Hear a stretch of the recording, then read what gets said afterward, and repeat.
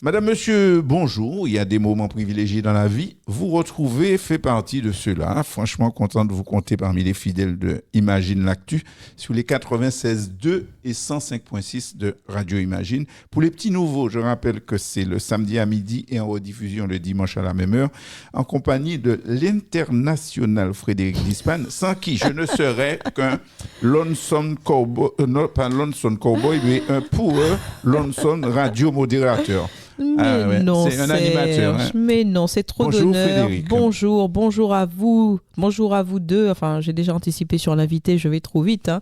Et bonjour à tous nos auditeurs. J'espère que tu vas bien, Serge. Ah mais oui, je vais bien. Mais contrairement, il y en a qui croient que je ne vais pas bien, mais je vais bien. Même quand je ne vais pas bien, je vais bien. Notre invité du jour, comme tous nos invités, c'est une femme positive. Elle travaille dans l'ombre, mais elle est tellement active et tellement importante pour l'avenir de ce pays. Vous allez comprendre pourquoi quand vous allez l'entendre. En tout cas, très heureux tous les deux d'accueillir Gladys Méronis. Bonjour Gladys. Et merci d'avoir laissé ton petit garçon pour venir nous voir. Bonjour, oui, bonjour, merci. Merci de m'avoir invitée. Je suis très heureuse d'être parmi vous. Alors, la première partie de l'émission, c'est l'actualité. Première rubrique de cette émission positive, loin des buzz et des cancans, notre coup d'œil sur l'actualité. Frédéric a eu du malin à faire son choix cette semaine. Ah oui, mais vraiment, décidé... ça a été difficile. Alors, je ne sais plus, c'est les amendes Oui, j'ai envie de démarrer par les amendes des compagnies aériennes. Et il est vrai, Serge, que cette semaine a été sous le signe d'une actualité politique et économique assez intense. Donc, à la suite d'une instruction qui a été ouverte à l'initiative du rapporteur général, l'autorité de la concurrence a sanctionné à hauteur de 14 570 000 euros deux compagnies aériennes actives dans le secteur du transport aérien de passagers inter-îles dans les Caraïbes, ainsi qu'une société de conseil spécialisée dans le secteur aérien pour s'être entendu sur les prix et sur l'offre. Les liaisons aériennes concernées sont les liaisons reliant Pointe-à-Pitre et Fort-de-France, ainsi que celles entre chacune de ces deux villes, Saint-Martin, Sainte-Lucie et Saint-Domingue. Les sociétés de compagnies aériennes interrégionales Express, Air Caraïbes et Miles Plus ont mis en œuvre entre 2015 et 2019 4 ententes ayant pour objectif de permettre à Air Antilles et à Air Caraïbes de procéder à des hausses de tarifs importantes et de réduire l'offre tout en préservant leur part de marché perspective, donc une entente. Les entreprises se sont entendues sur les prix, les conditions tarifaires des billets et se sont coordonnées pour réduire l'offre et se dispatcher les créneaux horaires, y compris pendant l'ouragan Irma. J'entends des auditeurs qui disent « Yo priant ça ». Ah oui, yo priant ça, j'ai eu beaucoup de retours, puisque sur mes propres réseaux, j'ai relayé l'information et à l'heure même, j'ai été complètement fascinée parce que je crois que ce n'est qu'un début. Très bien. Gladys s'inspire quoi ? Je suis très étonnée. Alors, étonnée et en même temps pas tant que ça, parce qu'effectivement, quand on veut voyager, surtout en Martinique, on regarde les tarifs, on se rend compte que les prix sont sensiblement les mêmes. Donc, on peut se dire, est-ce qu'il y a entente ? Il y a un truc. Oui, voilà, il y a quelque chose. Donc, malheureusement, je subis comme tout le monde et je découvre ça. Pour la première fois depuis 1962, le gouvernement français a été renversé par un vote de défiance à l'Assemblée nationale. 331 députés ont montré la porte de sortie à Michel Barnier, à son gouvernement éphémère, qui n'aura duré que le temps de l'automne, d'une espèce de feuille morte, si vous voulez, vous voyez. Motion de censure. 55 jours. Voilà. C'est le véritable moyen de contrôle dont dispose l'Assemblée pour montrer sa désapprobation, voire son opposition au gouvernement. C'est le budget de la sécurité sociale qui aura servi de détonateur. Alors, pour les députés écologistes de gauche, d'extrême droite, tout ça mélangé, les restrictions, les coupes dans le budget ne cadrent pas avec les propositions. Vous savez, les fameux amendements dont nous avons déjà parlé. Et voilà, malgré les menaces, des suppliques, des annonces d'apocalypse, de chute de l'Empire français, les députés ont dit au revoir Barnier. Alors, les conséquences, c'est ça qui intéresse. Alors, selon que l'on soit du côté des macronistes ou de l'autre côté, ça change. Alors, côté gouvernement, l'argument principal est l'annonce d'une hausse mécanique de l'impôt sur le revenu pour 18 millions de ménages. Ça reste à prouver. Et pour le ministre de l'économie, c'est plus simple, tous les secteurs sont perdants. À croire que les 331 députés sont complètement inconscients. Chez nous, La crainte vient essentiellement de l'incertitude sur l'application du protocole dit vie chère. Si les plus optimistes parlent de continuité de l'action gouvernementale, d'autres craignent une renégociation. Pour ma part, je ne veux pas être très long, 2 choses qui peuvent donner à réfléchir. Les gros patrons du CAC 40, Jean Leclerc, sont atterrés avec des phrases du genre « ça y est, le bordel commence ». Ça, c'est la première chose. Et puis, deuxièmement, compte tenu que le budget retenu sera peut-être celui de 2024, suivez-moi bien, ma retraite, comme toutes les retraites et tous les retraités, vous savez qu'en Martinique, nous sommes nombreux, sera indexée sur l'inflation. J'ai droit à une revalorisation de ma retraite de 1,8% au 1er janvier, puisque l'inflation était de 1,8%. Mais M. Barnier voulait couper le truc en deux, donner 1% en janvier et 0,8% en juillet. Donc, moi, je gagne. Et les retraités, nous gagnons. C'est bien ça, je n'ai pas fait d'erreur, professeur? Je pense que c'est bien ça. Après, j'ai entendu Madame Bellet, notre députée, qui a parlé hier et qui avait l'air de dire que les lois, les travaux qui sont en cours vont continuer. Donc, on espère que ce sera le cas. Oui, voilà, ça s'appelle la continuité gouvernementale.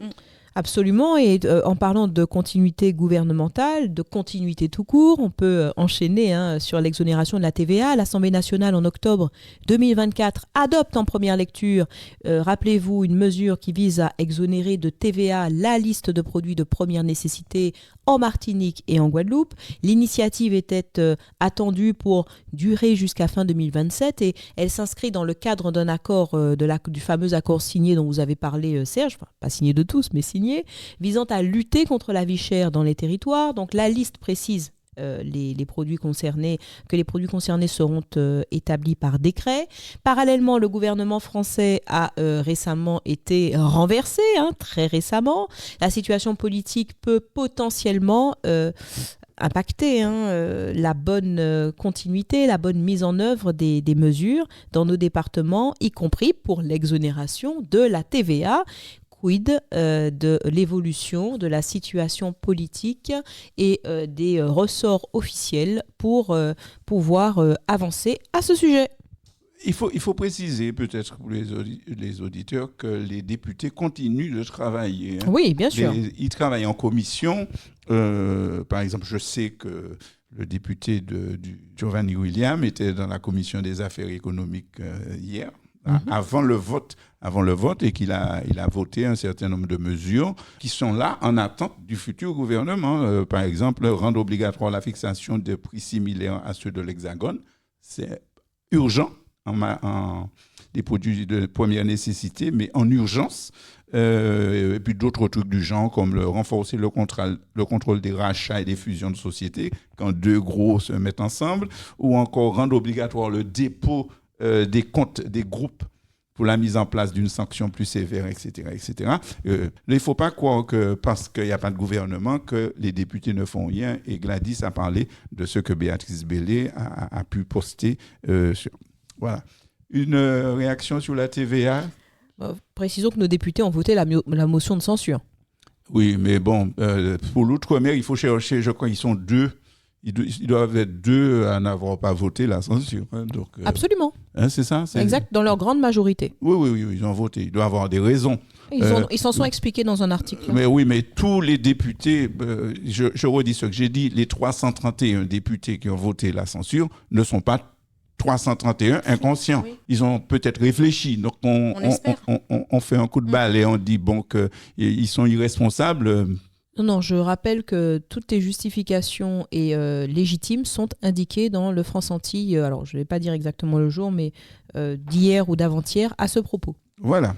4e point de l'actualité. Allez, ça suffit, je n'aime pas vous voir comme ça. Retrouvons le sourire. Donc, je vais vous parler d'une Martinique qui est rare dans les télés, dans les radios et qui est complètement absente sur les réseaux sociaux. Merci France-Antilles, quand même. 25 à 30 000 visiteurs étaient attendus au 32e salon de l'habitat sur 10 000 m² pour 220 stands, dont celui de Easy Solar. C'est celui de mon fils. Bon. Tout pour la maison, c'est la Martinique qui travaille. Ouais, aujourd'hui, samedi, on peut encore aller au salon et dimanche aussi. On a fait connaissance avec Axel Track. C'est un jeune homme de 23 ans qui est martiniquais, qui a créé sa propre maison d'édition et qui a déjà publié 3 recueils de poèmes. Ah ouais, accessoirement, il est entrepreneur de transport du côté du Lorrain. C'est encore la Martinique qui travaille. On a fêté les 20 ans de la savane des esclaves du côté des Trois-Îlets avec l'ami Gilbert Larose. C'est un sacré numéro, celui-là. Petit Gilbert. Ah ouais, un Martiniquais créateur qui travaille sans pleurnicher. Le CHUM, notre fameux hôpital dont on dit tant de mal, c'est encore distingué en matière d'avancée chirurgicale avec, je lis, la pose d'une endoprothèse aortique par voie percutanée sur une patiente de 82 ans souffrant d'une anémie de l'aorte abdominale. Bravo. Ouais, moi, pas ça avait dit, mais ça doit être quelque chose d'extraordinaire. Et tout ça grâce à un matériel de très haut niveau, contrairement à ce qu'on raconte, et des équipes particulièrement compétentes. C'est encore la Martinique qui travaille. La compagnie trinidadienne Caribbean Airlines va rallier la Martinique à la Barbade et à Trinidad les mardis, vendredis, samedis et dimanches. Vous allez partir tous les deux mais évidemment. Oui, on espère, s'il n'y a pas d'entente, n'est-ce pas aussi, Une Martinique en connexion avec notre Caraïbe, autrement qu'en parole. J'aurais pu continuer comme ça pendant des heures. J'ai vu tout ce que les collégiens ont fait, les lycéens, le RC Saint-Joseph en football a gagné en Coupe de France, etc. Alors ça signifie simplement que la Martinique est positive, loin des clichés véhiculés par les médias locaux et les médias de l'Hexagone en mal de sensation, préférant mettre en avant quelques dizaines de pyromanes, casseurs, accessoirement piliers de barrage. De barrage. Et complètement négatif. Non, la Martinique, la vraie Martinique, elle est positive et intelligente. Encore faudrait-il que certains s'en rendent compte s'ils s'éloignaient un peu de leur idéologie et de leur petite personne. Voilà. Bravo, Serge. Ça, c'est dit. Voilà, c'est dit. La Martinique, c'est un beau pays. Mais les gens travaillent énormément. Gladys, on va y arriver, mais Gladys, tu travailles. Oui, bien Autour sûr. de toi, il y a des gens qui travaillent. Oui, je travaille, mes collègues et moi, on travaille. On fait en sorte de mettre au travail nos étudiants, de leur donner envie de partir à l'étranger ou de rester en Martinique. On essaie de leur montrer que le champ des possibles est réel, en fait. C'est très important. Et la dame qui est en face fait la même chose. Ouais. Je ne sais pas si je travaille beaucoup. Un petit peu quand même. Un peu beaucoup. Vous pensez ? Oui, Ouais. clairement. Oh oui. Disons que j'essaie d'équilibrer ma vie professionnelle et ma vie personnelle. Ça a l'air d'être un cliché comme cela, mais je crois que les femmes ont toujours fort à faire à ce propos, même si je suis très aidée. Mais c'est vrai que être présente, on ne peut pas être sur tous les fronts, être présente professionnellement, ça exige une organisation. Et beaucoup de Martiniquais travaillent et sont positifs, contrairement à ce qu'on véhicule. Absolument. Ah, oui. Ça fait bien de dire du mal. C'est le côté, de toute façon, je crois que c'est un côté, oui, c'est partout, comme tu dis, et je crois que c'est très français. Oui, c'est ce que j'allais dire. C'est une négativité. Quand j'ai fait mes études aux États-Unis, j'ai été et puis, sans partir aussi loin, j'ai fait un petit échange on va dire, académique à Cuba.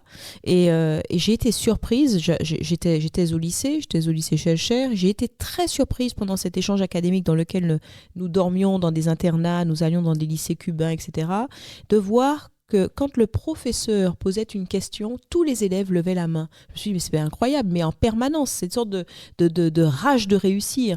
Et alors que, et je peux généraliser, en France, c'est, tu es un peu, c'est un peu être faillot, quoi. C'est un peu, et puis il faut pas trop répondre, il faut faire semblant. Enfin, il y a une sorte de relation à la réussite et au travail et à la positivité qui gagnerait à être un petit peu apuré en France. Ouais. Je pense qu'on va en parler un peu avec Gladys. C'est pour ça que je parle de l'éducation et j'en discutais avec Gladys. Il faut vraiment que le professeur soit ultra motivant, et Gladys l'est, parce que j'ai eu la chance d'intervenir dans un de ses cours à Trinité. Et en fait, il faut que le professeur soit passionnant pour avoir l'adhésion, je trouve. Alors que dans d'autres cultures, c'est la connaissance c'est la connaissance qui prend le pas et c'est participer. On est toujours noté à l'oral. On a vraiment l'approche est différente. Aux États-Unis, j'ai vécu cette même expérience de recherche du professeur, d'aller tout le temps poser des questions pour, si tu veux, maximiser la présence du professeur. Et j'ai un sentiment qui m'a beaucoup frappé, presque de sentiment que c'est un peu unique en France, ce côté où on s'en fiche, quoi. On est un peu être négatif, c'est être cool. Voilà. En fait, j'extrême. En fait, j'ai un propos un peu extrémiste là. Mais...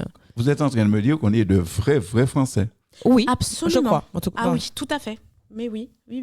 Le Martiniquais, désolé, je vais dire ça. Le Martiniquais est un vrai Français dans plein de choses, positives comme négatives. Et les Caribéens, mais comme on va parler du positif, voilà.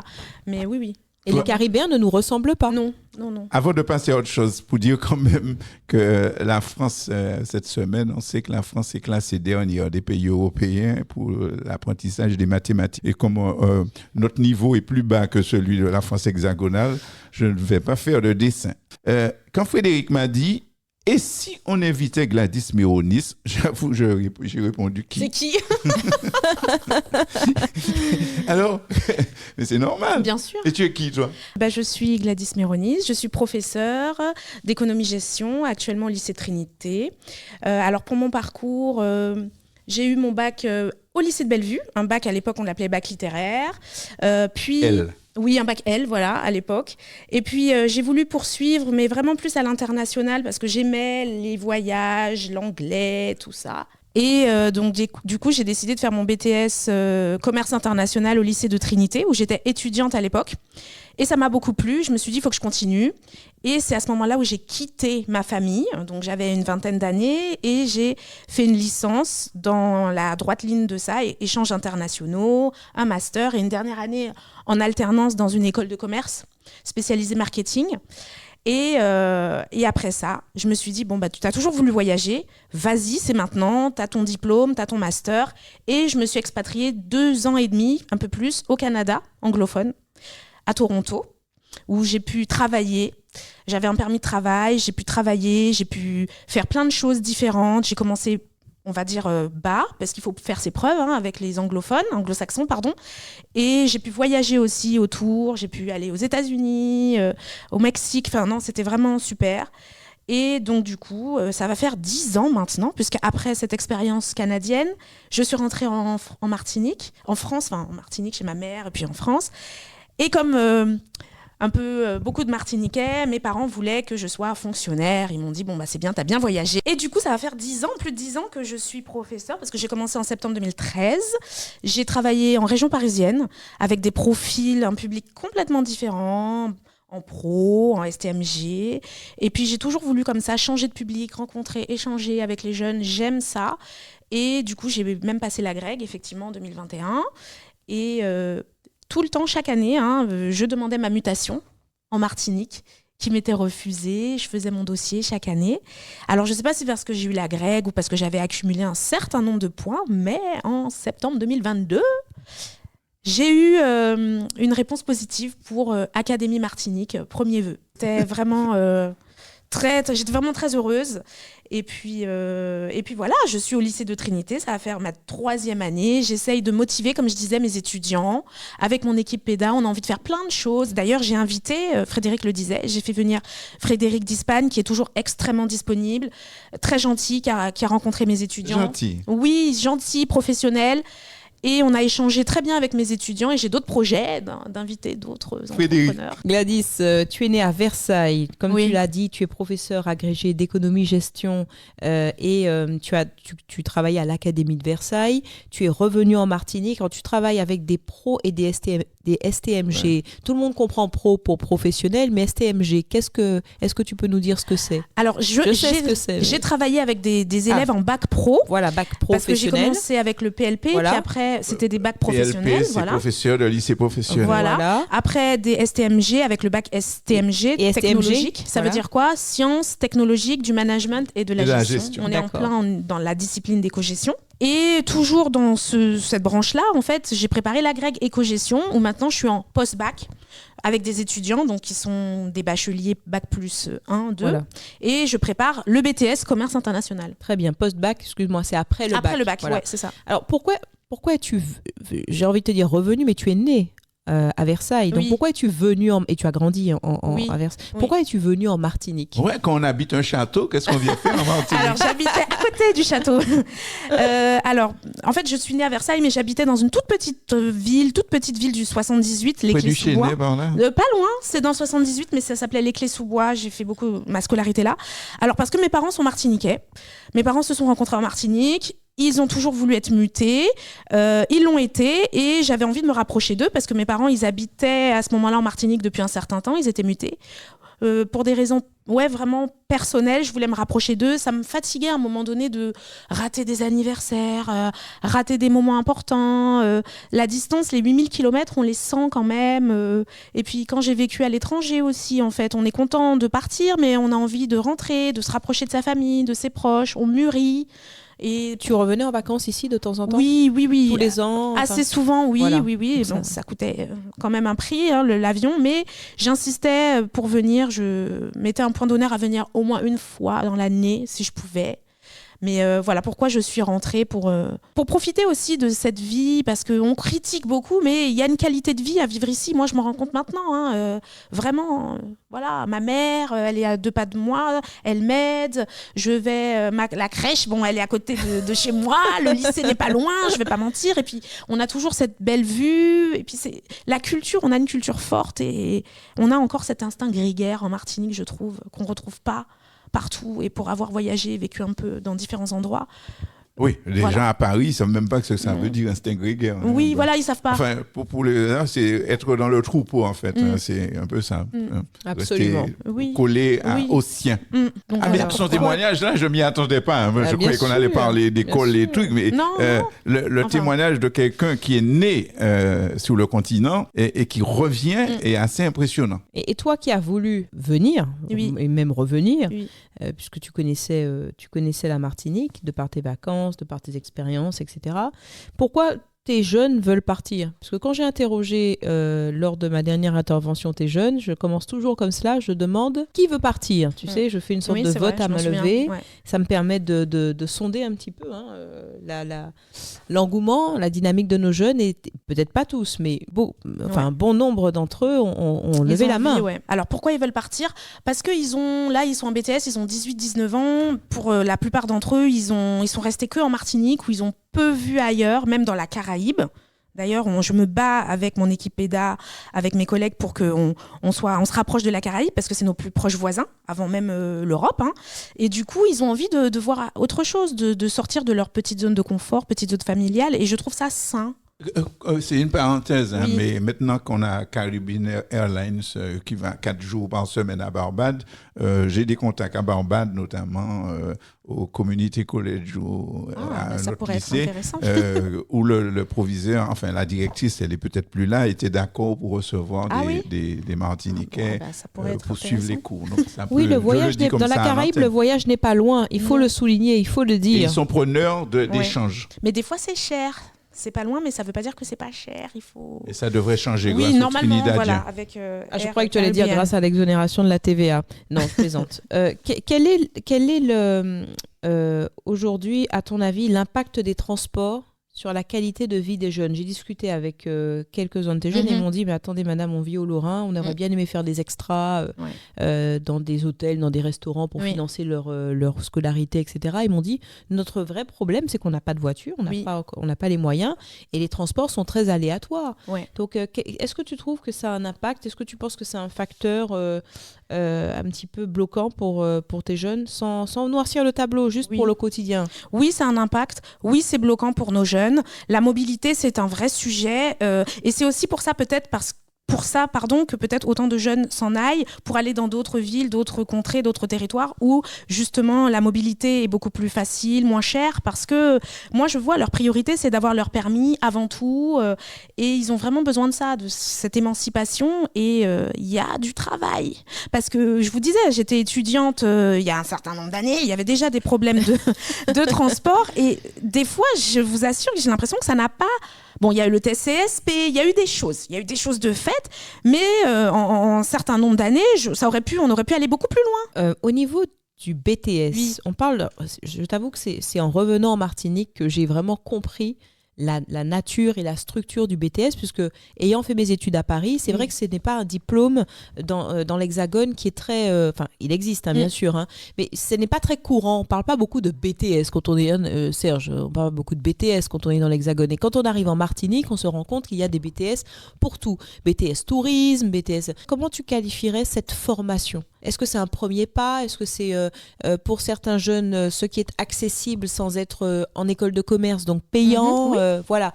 Je pense que c'est important pour notre société martiniquaise. Est-ce que tu trouves qu'il y a un véritable intérêt ? Alors, le BTS, c'est une formation très concrète, courte, intensive, en 2 ans, qui forme des opérationnels. C'est-à-dire qu'après un BTS, en 2 ans, on peut travailler tout de suite. Et si on veut, on peut poursuivre aussi. Donc, il y a cette possibilité également. Et oui, comme tu dis, Frédéric, c'est une formation Il y a beaucoup de BTS parce qu'il y a autant de BTS que de secteurs. C'est très spécialisé par rapport à d'autres formations comme le BUT, c'était DUT avant, mais maintenant c'est un BUT, c'est en 3 ans, qui reste quand même très généraliste. Alors que le BTS, c'est quand même beaucoup plus spécifique. BTS banque, BTS commerce international, voilà, c'est beaucoup plus précis. On va revenir dessus. Quel regard tu as porté sur l'enseignement à la Martinique quand tu es revenu ? Alors, ça fait pas longtemps que ça fait... Oui, mais ça fait 3 ans, on a le temps de voir. Alors, un regard positif, moi je suis vraiment très contente d'enseigner à la jeunesse martiniquaise. Pour avoir enseigné à la jeunesse dans des banlieues, j'étais dans un lycée dans le 94, différents profils, dans des lycées plus ou moins aisés, et bien là je suis chez moi, ça me fait plaisir, des fois je peux dire des mots en créole, niveau culturel, c'est beaucoup plus enrichissant, je me sens à ma place devant ces jeunes-là, et j'espère qu'ils le sentent en tout cas. Et je suis ravie de leur apprendre, de leur faire partager de mes expériences, de mon petit réseau que j'essaie de construire. J'ai un regard très positif pour le moment. Il n'y a pas eu de décrochage, je ne joue pas à l'avocat du diable, mais par rapport disant, en Martinique c'est bizarre, ça fonctionne comme ça, alors que là où j'étais, ça ne fonctionnait pas comme ça. Non, franchement non. Après peut-être parce que c'est encore tout frais. La première année j'étais enceinte, donc j'ai pas fait de l'année entière, mais là c'est ma 2e vraie année finie que je vais finir, et non, franchement non, je suis toujours aussi positive et j'ai envie. Je cache pas que des fois au niveau y a des lenteurs administratives, c'est un peu plus long que ce que j'ai pu connaître, c'est vrai, mais ça m'empêche pas d'être motivée, tenace. Je suis très tenace, je lâche pas. Je suis une forceuse comme disent certains jeunes. Elle est d'un enthousiasme assez impressionnant. J'apprécie énormément. Alors déjà, je respecte profondément le travail de professeur. Je pense que c'est non seulement un travail respectable, mais qui est devenu en plus à haut risque, malheureusement. Mais c'est vrai que motiver, comme Gladys motive ses classes et avoir la passion de son métier, c'est pas seulement important, c'est que, tu sais, on bascule... quand j'étais lycéenne ou collégienne ou peu importe, on bascule sur une matière pour un professeur. C'est-à-dire qu'on n'aime pas une matière et puis il y a un professeur qui arrive et qui est charismatique, qui est comme Gladys, qui a cette passion de son métier, qui a cette passion de ce qu'elle enseigne ou de ce qu'il enseigne. Et ce sont des vecteurs de bascule. Et moi, j'ai vécu cela. Je l'ai vécu avec un professeur. Et tu l'as vécu. Et souvent, j'ai remarqué que les professeurs ont eux-mêmes, à forte valeur ajoutée, il faut le dire, il y a des professeurs qui sont inspirants. C'est comme ça. Eux-mêmes ont eu des mentors, des images fortes. Et je crois que c'est important. On ne peut pas avoir que des professeurs passionnés. Il faut le professeur un peu rigoureux. Je ne dis pas que tu n'es pas rigoureuse, mais chaque professeur a ses qualités. Mais Gladys fait partie, pour moi, des professeurs qui inspirent. C'est gentil. Dans ta formation à l'extérieur, Oui. Est-ce que tu avais l'impression parfois de ne pas être accepté, par exemple, dans l'Académie de Versailles? Bon, des fois, il y a des chocs de civilisation. Non, dans l'Académie de... Alors, l'Académie de Créteil-Paris-Versailles, c'est une académie où il y a quand même pas mal de diversité. Donc, je me suis jamais sentie ostracisée ou différente. Après, j'ai toujours eu l'impression de pouvoir m'exprimer, de dire ce que j'ai eu à dire. J'ai eu une excellente formation, notamment là-bas, pour mon agrég. Ça m'a vraiment permis d'aller loin, d'être bien préparée. Et non, pas du tout. Après, j'essaye de m'adapter selon là où je suis. Voilà, j'essaye au maximum de faire ça. Quelqu'un me disait que dans beaucoup d'endroits dans l'Hexagone et dans beaucoup de domaines, Oui. Les Français ont un respect pour la compétence. Oui, c'est vrai. Et puis, ils sont curieux, ils donnent quand même, contrairement à ce qu'on peut dire, par exemple, on les compare des fois aux Américains ou quoi, je trouve qu'ils donnent quand même leur chance. Alors, il y a des œillères, des stéréotypes et tout, des fois, il faut entendre des choses, mais en tant que personne racisée, on a l'habitude, en fait, et on est plus fort que ça. Mais ils donnent leur chance, ils sont curieux, ils aiment... Enfin, moi, j'ai jamais eu aucun souci quand j'abordais tel ou tel sujet, voilà. Non, pas du tout. Une dernière question sur son parcours, parce que le parcours est assez impressionnant. Parce oui, j'ai une question. Alors, c'est pas une question piège, mais c'est une question sur l'avenir. Tu es professeur et je pense que tu vas le rester quelque temps, enfin selon tes choix. Moment, oui. Mais j'ai le sentiment d'avoir plus qu'une professeure, une entrepreneur en face de moi. Et non, mais c'est vrai, hein, c'est vraiment ce que je trouve que ce que tu dégages, tu as plein d'idées, tu mets beaucoup de choses en place. Oui, j'aurais aimé faire ça.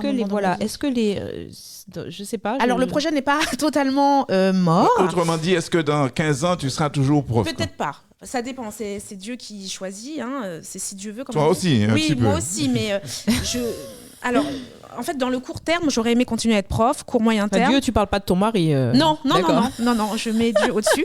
J'aurais aimé continuer les cours à la fac, enfin continuer l'enseignement, les cours, mais à la fac, à l'université, et moi-même prendre des cours. J'aurais aimé être plus calée sur notre histoire, la culture afro-caribéenne. Enfin, moi, ça m'intéresse. Après, dans quelques temps encore, oui, pourquoi pas toucher à l'entrepreneuriat. Enfin, c'est quelque chose qui me plaît. Je sais que ma sœur, elle travaille dans la com et souvent, elle me demande de l'aider pour des choses, des logos, des éléments. On se concerte tout le temps, en fait. Et j'aime l'aider dans ça, parce qu'elle est dans le privé, elle. Donc, voilà. Voilà, madame, monsieur, c'est Gladys Méronis, c'est une hyperactive. Oui. Bon, je sais pas, c'est pas étonnant que Frédéric Dispan l'invite. Bon, c'est l'heure de notre pause musicale. Ah. Notre invité a choisi Bloody Samaritan, j'ai essayé de comprendre, ça veut dire Samaritain sanglant. Ouais. Comme ça, de Ayra Starr. Oui. J'avoue que je ne connaissais pas cette bénino-nigériane. Oui, absolument. Oui, je la connaissais. Hein. Oui. Tu la connaissais, Frédéric? Oui. C'est super ce qu'elle fait. Elle est dans toute cette nouvelle tendance de la musique afro avec Burna Boy, avec Wizkid et c'est Davido, voilà, qu'on voit dans la Caraïbe. Ils viennent maintenant au Festival de la Dominique. Il était au Festival de jazz de Sainte-Lucie aussi. À Sainte-Lucie, et ils font des choses vraiment très intéressantes. Et cette jeune femme n'a que 22 ans. Elle a une voix très masculine, enfin vous allez l'écouter. Et elle est auteure, compositeur, interprète. Donc il faut aussi le souligner. Madame, monsieur, vous avez compris qu'elles ont fermé la porte devant moi. Donc on écoute Bloody Samaritan de Ayra Starr. Vous êtes dans Imagine l'actu sur Radio Imagine.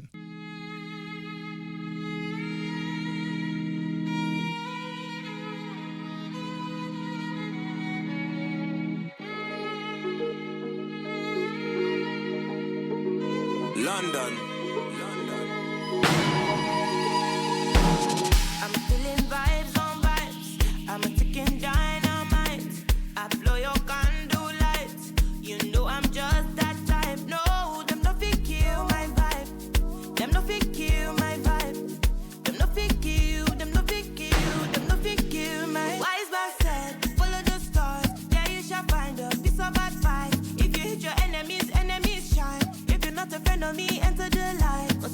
Kill my vibe. Got here with no sacrifices. Everything was taken, still had to make it.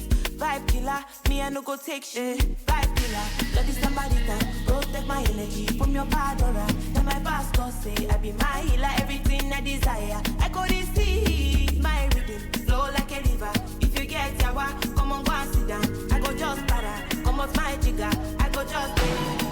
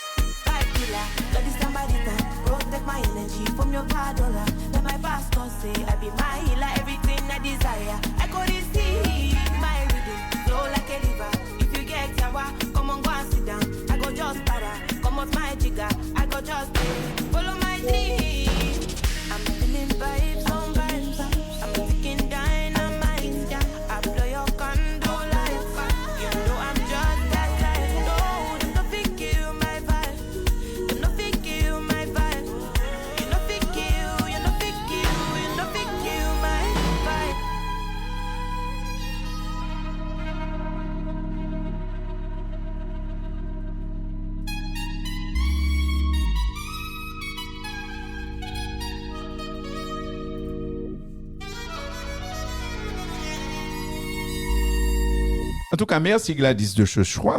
Oui. J'ai écouté une Très autre bon musique de cette chanteuse, donc Ayra Starr. Ça rythme un peu comme Aya Nakamura, parfois. Oui, parfois, oui, c'est vrai. Une sorte de mélange de zouk et de kizomba. C'est dommage qu'on n'ait pas copyrighté notre zouk en Martinique Voilà. et en Guadeloupe. En tout cas, merci. Ça change de l'image musicale qu'on a d'habitude. Ça modernise, Serge. Même dans mon émission du dimanche soir, madame, monsieur, vous savez, T42 qui passe à 20h tous les dimanches soirs sur Radio Imagine, je n'ai pas passé cette musique, ça me donne peut-être des idées. Ah oui. Je suis ravie alors. C'est l'heure de notre mini-débat, la question du jour. Bon, mais on peut la dire comme on veut. Faut-il partir pour réussir? On profite du fait qu'on est un prof de BTS, donc qui a ce qu'on appelle le post-bac, donc ce sont les études après le baccalauréat. Et puis on se rend compte que beaucoup de nos enfants partent. Et la question, faut-il partir pour réussir? La question est moins simple qu'il n'y paraît. Je lance et puis après Frédéric. Ma première question, j'en ai plusieurs, mais juste. En préambule, il faut dire qu'on ne peut pas offrir à nos enfants toutes les opportunités qui existent sur un si petit territoire. Je rappelle qu'on a 1100 km². On ne va pas mettre l'ENA, l'École nationale d'administration, à Schellcher pour 2 étudiants, si on n'a que 2. Quand on en a. Il y a des formations qui n'existeront jamais ici. Pas plus ici qu'ailleurs, parce qu'il y en a qui n'existent pas dans l'Aude, où j'habitais, dans la Corrèze, dans l'Allier, etc. Donc, c'est mon premier préambule. Frédéric? Ah oui, je lance parce que je lance en disant que la démographie ne ment pas. Quand la Guyane ou la Réunion prennent régulièrement des habitants tous les ans, la Guadeloupe et la Martinique en perdent tout aussi régulièrement.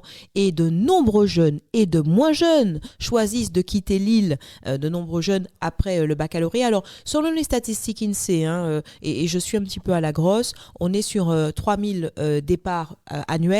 Et on va dire un tiers correspondent à nos étudiants, à nos jeunes post-bac. L'enseignement supérieur martiniquais, il est principalement concentré à Fort-de-France et à Schellcher avec environ 9000 étudiants. L'université propose, des Antilles propose une vingtaine de licences, il faut le dire, sur le pôle martiniquais, mais l'offre reste limitée et elle incite des étudiants à envisager des études hors de l'île, ce qui est normal pour accéder à des formations très spécifiques qui ne sont pas nécessairement menées en local. Mais Serge, le départ massif des jeunes Martiniquais pour des raisons qui sont académiques, professionnelles, contribue énormément au déclin démographique de l'île et de facto, nous en parlions lors de précédentes émissions, un déséquilibre flagrant de la pyramide des âges et une diminution notable de la population en âge de procréer. Gladys. Non, je suis d'accord, je valide ce que Frédéric dit. Alors oui, il faut est-ce qu'on reste en Martinique? Oui. Mais, alors, en fait, moi, je structure ma pensée, pardon. Il y a des arguments pour le oui, pour le non. Alors, oui, on peut rester en Martinique. Moi-même, je l'ai fait. Je suis restée en BTS. J'ai attendu d'avoir mon bac et de rester. C'était pratique. Il y a des formations en Martinique. Alors, après, parce qu'il y a des points, des inconvénients dont on ne parle pas forcément non plus. Ça peut être la jungle. On peut se sentir isolé. On peut se sentir seul. On peut se sentir pas compris. On peut être victime de racisme.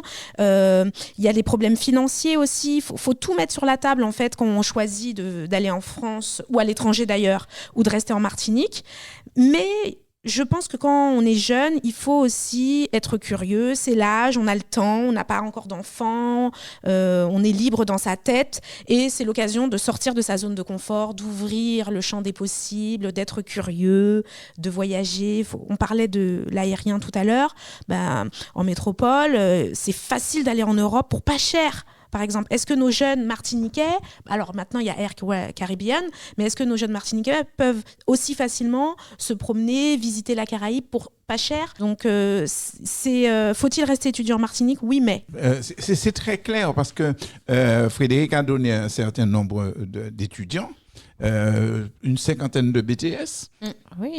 Mais à ma droite, Gladys dit, oui, quand tu as le BTS, tu peux vouloir aller plus loin. Et donc, à la sortie, on est obligé de partir. Ouais. Donc, pour pour réussir, on n'a pas besoin de partir, mais pour réussir de façon... Pour prendre tout ce qu'on peut apporter, en fait, pour prendre tout ce qu'on peut prendre et pour apporter tout ce qu'on peut apporter, parce qu'on a une culture, on a des choses à dire, on a des compétences qu'on peut valoriser. Et effectivement, après, l'idéal, ce serait de revenir en Martinique pour pouvoir redistribuer ça, en fait, ce qu'on a eu. Je fais un module là, avec mon équipe pédagogique sur justement, Frédéric est venu, on rencontre, on fait venir des entrepreneurs, des chefs d'entreprise, martiniquais, on insiste sur ça, des locaux, pour qu'ils parlent de leur cursus. Voilà, de leur parcours, de leur cursus, de leurs projets, de leurs difficultés. C'est important pour que nos jeunes puissent voir qu'il y a des possibilités, qui peuvent partir mais revenir, et que partir c'est pas définitif, que la vie elle est diverse, on peut changer d'avis, qu'il y a plein de possibilités. Après, la réalité aussi, c'est que le gros frein, c'est le financement, c'est l'argent aussi parfois qui manque. Ceci étant, oui Frédéric, concernant le financement, j'ai des anciens élèves qui ne faisaient pas d'études du tout, même pas à Shellcher, parce qu'ils habitaient Sainte-Marie et que les parents n'avaient pas les moyens de les envoyer juste à Fort-de-France, à Shellcher. Oui, Frédéric. Alors, vous avez vu, ce qu'a dit Gladys, c'est très pertinent et je confirme. Mais le sujet, c'est pas seulement... Vous avez vu que j'ai bien précisé que les formations en Martinique aujourd'hui ou en Guadeloupe, pour médecine, enfin on ne va pas toutes les citer, il y a une véritable offre. Moi, je crois que le problème n'est pas la formation.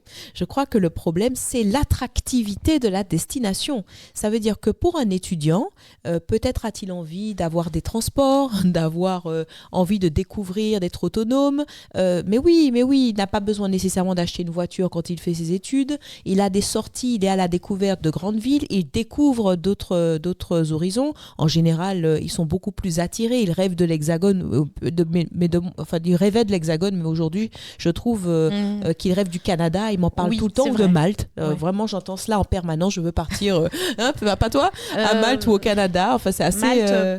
moi, l'expérience de mes étudiants, pas trop, mais oui, le Canada... Oui, voilà. Mais ils y vont, on a eu l'exemple avec la dame qui était venue avec l'association du Canada. Oui, alors attends, il faut voir, c'est incroyable. Donc, je crois qu'aujourd'hui, l'imaginaire collectif de nos jeunes ne va plus vers, comme votre génération, je parle à Serge, ou la tienne un petit peu sur le tard, tu as récupéré l'imaginaire de tes parents si tu veux, mais l'imaginaire c'était de revenir avant. Ça veut dire qu'on s'organisait pour ne pas rester trop longtemps, c'est ça la vérité. On avait un imaginaire, adieu foulard, adieu madras, on avait un imaginaire du retour au pays. Là, cet imaginaire il s'est complètement déconstruit. On a un imaginaire, alors je ne vais pas pousser d'exil, mais ils ne se disent plus aujourd'hui, je pars pour ne pas revenir. Mais peut-être qu'on vit la mondialisation. Oui, c'est de la mondialisation. La Terre n'est qu'un seul pays. Je n'ai jamais dit le contraire. Si on part avec le principe que la Terre n'est qu'un seul pays, que je sois ici ou à Singapour... Avec les nouvelles technologies, le numérique, on n'est plus si loin peut-être, cette impression-là. Oui, mais alors aussi. Pourquoi notre démographie est... Et je répète, la démographie ne ment pas. Il y a un sujet, comme tu le soulignes, de mondialisation, mais il y a aussi un sujet d'attractivité d'une destination. Oui, c'est vrai. Les destinations qui régulièrement attirent et se renouvellent au niveau de leur démographie sont des destinations qui font un travail d'image, un travail d'infrastructure. Pourquoi la Réunion prend-elle? Pourquoi la Guyane prend-elle? Il faut se poser les bonnes questions. Bien, j'ai noté comme problème sérieux le manque de confiance des parents, peut-être des enfants, dans les formations qui sont offertes chez nous. Quand je suis revenu en Martinique, il y a un certain nombre d'années, au lycée de Bellevue, les classes prépa prenaient des élèves qui pouvaient avoir moins de 10 de moyenne. Et quand j'ai posé la question, j'ai dit, mais comment ça se fait? Il me dit, mais c'est normal. Parce que les élèves qui ont 16, 15, 16, 17 ne sont pas en Martinique. Ouais, voilà. Ils ne cherchent pas de classe prépa en Martinique, classe préparatoire, je traduis, et tout, et ils s'en vont.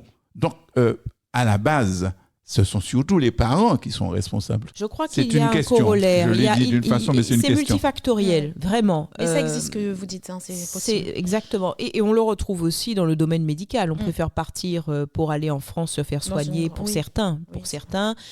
Je le répète, alors je ne dis pas que c'est un imaginaire parce il faut le dire, des niveaux académiques qui peuvent être supérieurs pour la prépa, par exemple, puisqu'il y en a beaucoup plus. Il y a beaucoup plus de comment dirais-je, dirais-je, de sites et de diversité d'offres aussi dans l'Hexagone. Nous, on a enfin, je veux dire, quand tu as une prépa et que d'autres en ont 50, statistiquement, c'est un petit peu normal qu'il y ait de la compétition. Hein.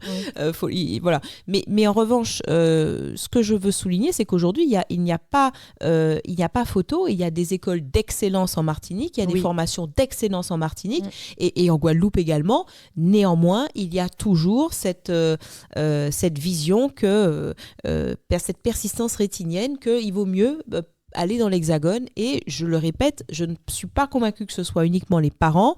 Je crois que les enfants y contribuent, mais il y a quand même quelque chose que je note depuis les violences urbaines. Hein, je ne sais pas si tu l'as noté toi. J'ai presque l'impression que certains parents même poussent au départ, tu vois, pour préserver leur jeunesse, pour être sûr qu'ils ne fassent pas de désordre. Oui. Et ça, j'avais plutôt l'impression de l'autre versant du parent qui souhaitait, si c'était possible, conserver son enfant sur le territoire, pas tous bien évidemment, mais là, je ne sais pas, j'ai échangé avec quelques jeunes et j'ai ce sentiment qu'ils ne sont pas les seuls à vouloir partir. Je ne veux pas avoir l'air d'insister, mais ça ne se situe pas seulement après le post-bac. Tout le monde, enfin, les gens savent que j'étais proviseur de lycée.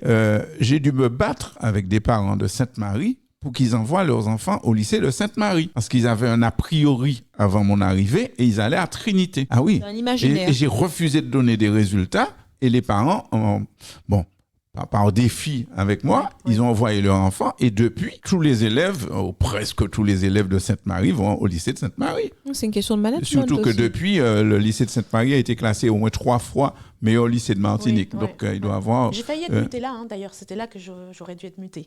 Ça aurait été excellent. Ça aurait été excellent pour le lycée de Sainte-Marie. Donc, je crois que... Mais c'est pas un reproche. Hein, c'est quand on est un parent, on veut le mieux pour son enfant. Mais c'est là que la société, on crée le trou. Parce que celui qui a le portefeuille et la volonté, qui a le portefeuille et la volonté, son enfant va là-bas, ailleurs. C'est-à-dire en France, au Canada, à Singapour. Oui, c'est la sélection, la discrimination par le porte-monnaie. C'est la discrimination par le porte-monnaie, oui, c'est vrai. Alors, c'est vrai que ce que vous dites, j'ai l'impression de des fois le vérifier dans la mesure où les parents qui ont le plus d'argent, qui ont les meilleurs moyens, vont rapidement orienter leur enfant pour partir dès le bac. Et qu'il y aurait cette impression que ceux qui restent sont moins bons ou parce qu'ils n'ont peut-être pas d'argent. Il y a cette idée-là. Je peux le ressentir, mais pas tout le temps. Non, mais c'est pas une vérité absolue. C'est pas une vérité absolue, mais ça existe. Et je voulais le souligner parce que ce que vous dites, c'est pas faux. Après, il y a de plus en plus de classes prépa qui sont aussi avec des professeurs, tous, pour la plupart, très compétents, agrégés aussi. Donc, il y a quand même effectivement une envie d'avoir une attractivité, une formation attractive. Mais c'est vrai qu'il y a toujours cette idée-là que dans le continent, l'Hexagone ou... en Europe, c'est mieux. Et c'est dommage. Il faut communiquer, il faut faire de la pédagogie. Il faudrait que les établissements fassent comprendre que les étudiants qui partent après, donc après le BTS ou après une classe prépa, leur taux de réussite est meilleur. Mais voilà. Il faut communiquer. C'est ça que je pense aussi. Pas trop tôt. Il ne faut pas partir trop tôt. Ouais. Partir trop tôt, c'est moins de maturité, moins on ne sait pas toujours, le projet n'est pas toujours clairement mûri non plus, maturé. Il faut faire attention à ça. Et puis, effectivement, qu'est-ce que tu disais, pardon ? Je suis d'accord, il faut communiquer. Il ne faut pas partir trop tôt aussi. Moi, je pense qu'être partie trop tôt, je n'étais pas sûre de mes études et j'ai dû bifurquer 3 fois. Là, et j'ai vu que vraiment, c'est ce que tu soulignes, c'est très important. J'ai vu chez des étudiants qui, par exemple, mènent le bachelor, parce que vous savez que je tiens un organisme de formation, qui vont jusqu'au bac plus 3. Après, ils savent où ils vont faire leur bac plus 4, bac plus 5 dans l'Hexagone ou ailleurs, mais ils savent où ils restent, généralement, hein, mais ils savent où ils vont. Il y a une maturité que l'on n'a pas nécessairement quand on est finalement à 18 ans. J'étais à 17 ans à Paris, j'étais là, je pensais faire du droit. C'est un peu tôt. Donc si j'essayais de synthétiser... Je crois que tu as raison, il faut mieux communiquer et mieux aussi et communiquer sur les résultats et sur les avantages de rester au moins jusqu'au bachelor. Un peu plus longtemps. Si j'essaie de bien comprendre l'intérêt pour les formations qui existent calmement, que les enfants puissent rester. Oui. Comme ça, ils sont près des parents dans leur contexte et tout. Et la formation qu'ils reçoivent est de très bon niveau parce qu'on a de très bons profs, qu'on ne touche pas à tout. Parce que comme je disais, comme je disais à des parents, les profs que j'ai au lycée de Sainte-Marie, c'est les mêmes études qu'ils ont faites que ceux de Bellevue ou du lycée Jules Chérin. Donc, il n'y a pas fait l'autre l'école, il n'y a pas une école spéciale. Des fois, ils bougent, il n'y a pas un lycée, des écoles spéciales pour les profs qui vont à Sainte-Marie ou au Marigot, quoi. Donc, ou à Toisy, et même l'école là. Bon, faire ces formations et partir, mais ce qui nous intéresse plus, c'est le revenir. C'est ça. Il faut leur donner envie. Et là, on peut rien faire. Non, mais là, on peut. Non, mais là. Nous, là, à part le dire, c'est l'attractivité, c'est nos décideurs. Tu n'as pas de transport, tu es obligé d'acheter une voiture. Tu as un immobilier qui est. Mais donc attendez, mais il faut voir les taux, les prix de l'immobilier en Martinique. Alors, on revient à chaque fois aux mêmes choses. Mais le premier frein, le premier loyer de vie chère, c'est l'immobilier. C'est ton loyer ou c'est ton achat de immobilier. Ça, c'est la première des choses. D'accord ?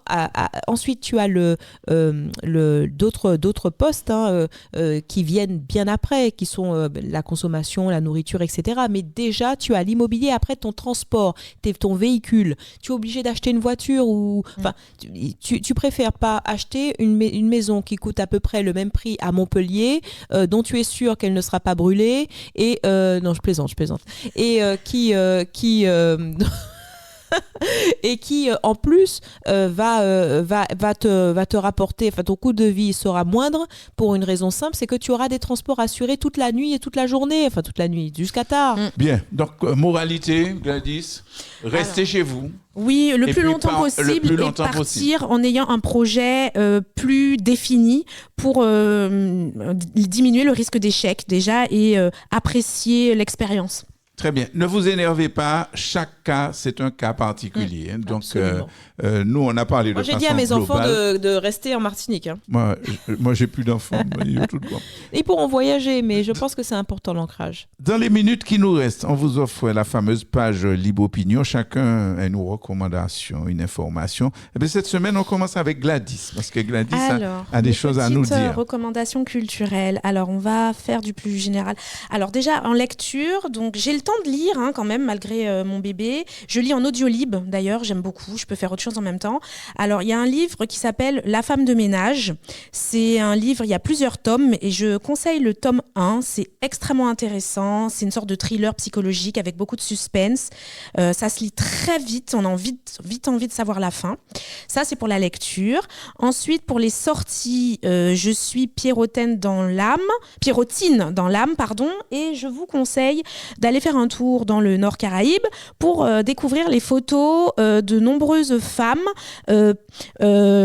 par Annabelle Guerrero. C'est une Vénézuélienne, il me semble, la photographe, où on voit de nombreuses femmes pierrotines dans leur quotidien, vendeuses de poissons, de légumes, qui sont immortalisées au niveau du parvis de la cathédrale et un peu partout dans la ville, il me semble.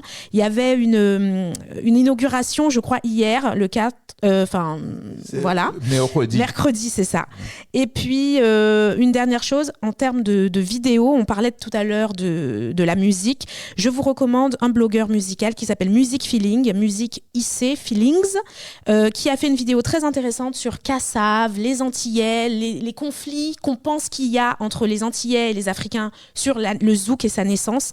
Et c'est passionnant parce qu'il n'y a pas de conflit en fait. On s'entrebrique, c'est complémentaire et il explique très bien, il est très cultivé, très documenté et ça s'écoute et se vit très facilement. Et big up à Kassav, bien sûr. Bien, quelle chroniqueuse, Gladys. Non, mais j'étais en train de c'est vraiment mes coups de cœur. J'étais en train de dire, si Frédéric n'est pas là un jour, je vais l'inviter pour venir faire l'émission avec moi. Gladys, oui. Parce qu'on y a capable, fait voyage à Dubaï, c'est quand si tu veux aller, je vais inviter Gladys à venir faire l'émission avec moi. Je pars bientôt dans les Émirats. Voilà. Donc, cette discipline qui est le foot en marchant, qui est une alternative sportive qui est accessible à tous, alors, la discipline, sachez-le, elle interdit la course et elle se pratique sur des terrains délimités et son objectif, c'est la convivialité et l'activité physique douce.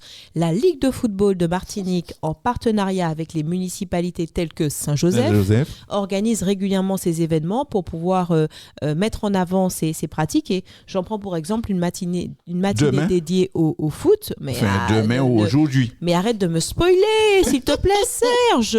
en marchant. Donc, c'est effectivement... mais c'est tenu le 27 octobre déjà, 2024. Il y a des stade femmes annexe ou pas? Belle Étoile. Oui. Oui, à Saint-Joseph. Et effectivement, réédition. Et j'aimerais aussi parler du foot-golf. Connaissiez-vous cette discipline? Pas du tout. Le foot-golf combine le football et le golf. Bon, c'est vrai que nous sommes toutefois limités, mais le golf en Martinique, en termes d'information, mais le golf de la Martinique, l'Espérance, est situé aux Trois-Îlets et il pourrait potentiellement, ce golf, il a du potentiel, on le sait, mais il pourrait accueillir ce type d'activité. Et nous avons donc un parcours de 18 trous qui s'étend sur 60 hectares et le foot-golf permet de combiner le foot et le golf et serait un cadre propice à cette activité. Irait jusqu'à dire que nous pourrions développer le tourisme sportif en Martinique et vous pouvez contacter l'association française de foot-golf qui gère cette discipline en France. Voilà, vous pouvez dire que c'est la première fois que vous avez entendu ça, c'est sur Radio Imagine. Alors moi, je serai un petit peu rapide. Ticréole est de retour pour les petits et les grands enfants. Voilà, le titre de cette année, c'est Ticréole et les filles de Maman de l'eau. Et c'est écrit par Izzy Kenenga et Marilyn Ampigny. Sacrée Marilyn, elle fait également la mise en scène. Bon, encore une qui tient pas en place. Bon, voilà. Mais bon. Il y aura entre autres Jocelyne Béouard, Suzy Trébeau.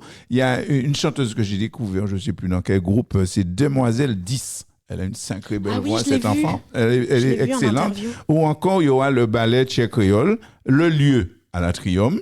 Les dates 21 et 22 décembre, je crois qu'il y a 3 représentations, 2 le 21 et une le 22. En tout cas, c'est un beau cadeau de Noël. Et puis, permettez-moi une affectueuse pensée à Daniel Renéco. Et puis, c'est la maman de Ticréole. Gros bisous à Marilyn, à Justine, Suzy, à tout le monde, à Daniel. Voilà, je l'ai fait. Ben voilà. Et puis gros bisous aussi à vous deux. Merci pour ce moment. Je n'ai pas vu le temps passer. C'était très agréable. Merci de m'avoir invité. J'ai passé un très bon moment. Merci. Alors, tu notes, si cette dame-là part en Arabie Saoudite, oui, pourquoi tu vas venir faire l'émission avec moi. Bon, écoute Gladys, je te dis à l'émission prochaine, parce que... Non, c'était très agréable. Vous êtes très bienveillant, merci. Merci. En tout cas, si vous nous écoutez samedi, sachez que demain à midi, dimanche, rediffusion. Et demain soir, l'émission préférée de Frédéric D'Espagne, T42. Voilà. T42. Vous avez de la musique variée, métissée et surtout universelle. Merci Radio Imagine et bon week-end à tous. T42, un titre, 2 interprètes. La musique est universelle, la musique est belle. Sur Radio Imagine, tous les dimanches à 20h, retrouvez Serge Tali dans T42, l'émission sans frontières. Je revois la ville en face. T42, une autre façon d'écouter la musique que vous aimez. T42, à dimanche soir. Imagine l'actu, c'est l'actualité expliquée par nos invités avec Frédéric D'Espagne et Serge Tali. Tous les samedis et dimanches à midi, Imagine l'actu fait le point, ouvre la réflexion sans tabou, mais avec respect. Imagine l'actu, l'autre voix de la bande FM avec Frédéric D'Espagne et Serge Tali, votre nouveau rendez-vous incontournable.